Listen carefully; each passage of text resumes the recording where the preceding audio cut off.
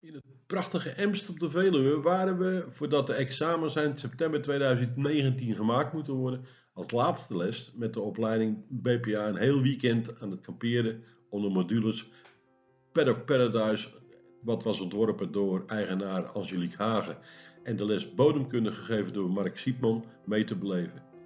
Sommigen hadden hun paard meegenomen en maakten een ritje door de omgeving.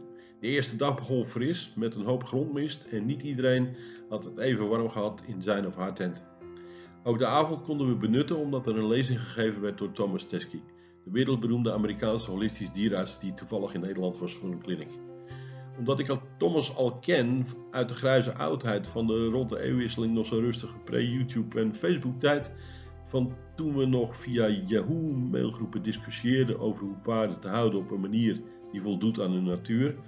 En wat dan ook de beste manier is om hun voeten te onderhouden, vroeg ik, omdat die er toch was, is het niet mogelijk om voor ons een lezing te houden. Toen hij hoorde wat de inhoud van de opleiding was, wilde hij dat graag doen op voorwaarde dat hij dan ook het hele weekend mee mocht maken. Kortom, een verrijking voor iedereen die erbij was, want een man met zoveel ervaring en geweldig veel kennis voegt op veel gebieden alleen maar wat toe. Het kwam goed uit dat hij net zijn nieuwe boek geschreven had en daarvan een aantal exemplaren had meegenomen. En wie interesse had, kreeg een getekend exemplaar voorzien van een persoonlijke boodschap en een handtekening dus. Wauw, wat een geweldig avontuur om tijd door te brengen met je tussen aanhalingstekens kinderen die de wereld gaan veranderen. Mijn oprechte dank en beste wensen. Ik ben best trots op die tekst en ik denk dat hij dat goed zag. Barefoot paardadviseur helpt mee om de wereld voor paarden en hun eigenaars te veranderen. Het contact met Thomas is er nog steeds en ik was blij dat ik zijn film mag gebruiken om die aan jullie te laten zien. Het is me een eer je voor te stellen aan Dr. Tomas Teskey, die begint met zichzelf een enorm belangrijke vraag te stellen.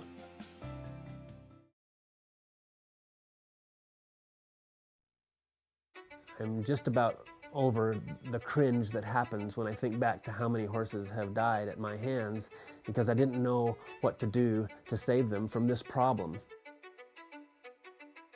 What if we were able to trim this hoof a certain way, and what if we were able to change the diet of this horse in a certain way and provide nursing care for this horse in a certain way? What might happen? I'm Tomas Teskey. I'm a veterinarian in Arizona, and I graduated from Colorado State University in 1995.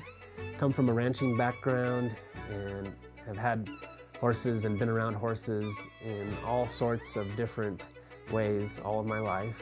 I'm here to help you with a perspective that is going to look at the horse's nature, our own nature, and the nature of the environment that is the most healthy for the horses.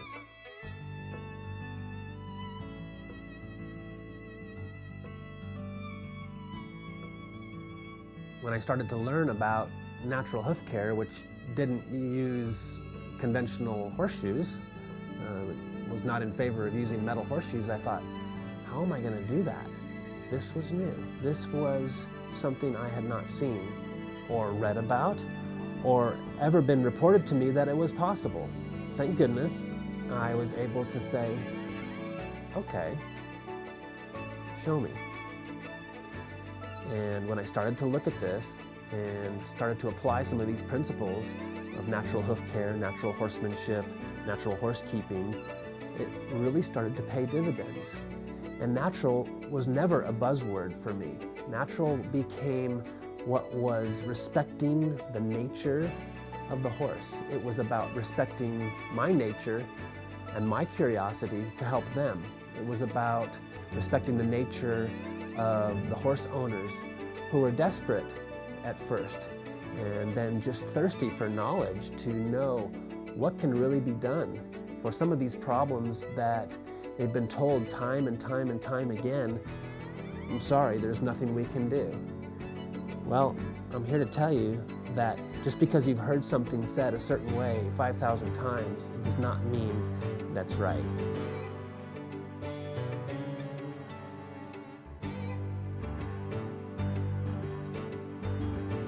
As more and more interest comes around with people wanting to investigate natural hoof care, natural horse care, there's quite a few things to consider when you are going to move towards that.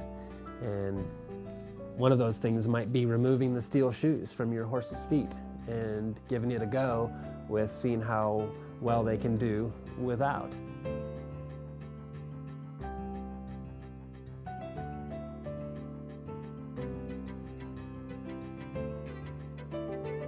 I looked at every hoof I could, live and dead, and I've taken apart hundreds and hundreds of horses' hooves and looked at the differences and learned about the differences and why certain horses were able to do certain things, perform in a certain way, and why certain horses were not. And it has to do with their parts and pieces and how they fit together.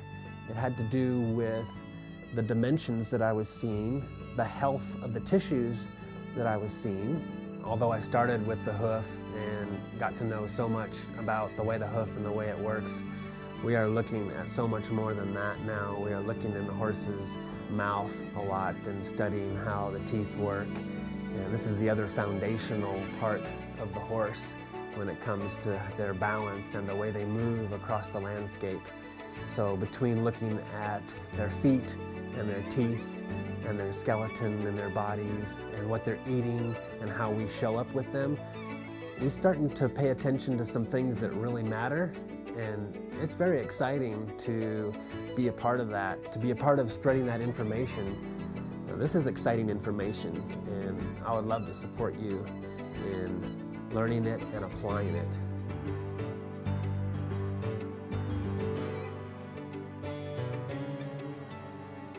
Through the years and family talking about, well, we have to shoe the horses or they're going to fall apart, I said, really? Why is that? What could we do that might turn that around? And then I started to talk to farriers who would say, you know, the best feet I've ever shod are the ones that have had time off out of shoes. And the toughest footed horses that I work on are horses that have a break out of shoes. So others and myself started to ask the question, well, what would it be like to extend that time off to the point where we didn't have to use them at all?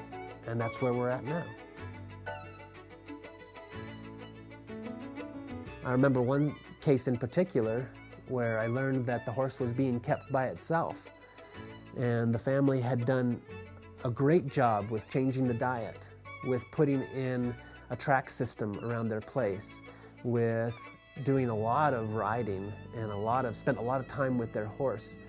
But I found out, because I was consulting over some distance, that the closest other horses were several hundred yards away. And so this horse knew that there were other horses in the world, but didn't have horses right with him. And when I started to talk to them about that, 6 months later, they got another horse. And then they reported to me, it's working. All of a sudden, it's working. You should see these two horses having fun. They are running around. They are doing all kinds of stuff. And you should see the difference in that horse's feet now, because this was the problem before. So all of a sudden, we added that one extra ingredient, and now we've been successful.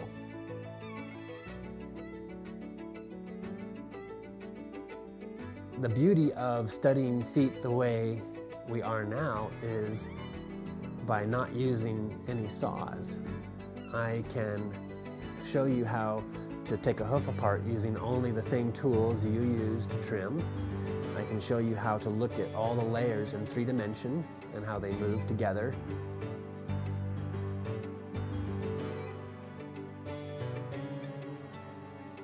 Well, it sure is exciting to share all of this information with people who are interested and inviting this into their life with their horses and their environments. It's a really rewarding time for me to be supportive to the horses and the people and the horse clubs and the horsemanship associations that are all very interested in learning more.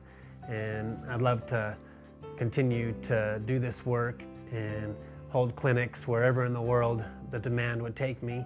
And would like to say that ultimately all of this information is available if you'd like to get on the internet and read some articles. And I think this is your responsibility to take on, because many times your farrier or your trimmer or your veterinarian is not up on the latest subjects regarding all of this. There's a lot to keep track of out there, and a lot of this information is not in veterinary journals or the magazines, but it is available in articles that I've written and that other people have written. So if you'd like to read more, I've written a lot of articles and I have a lot of free information on Facebook at Tomas G. Teskey Veterinary Insights. And I hope to see you in the future at a clinic, or you can email me with your questions and I'd be glad to support you the best I can.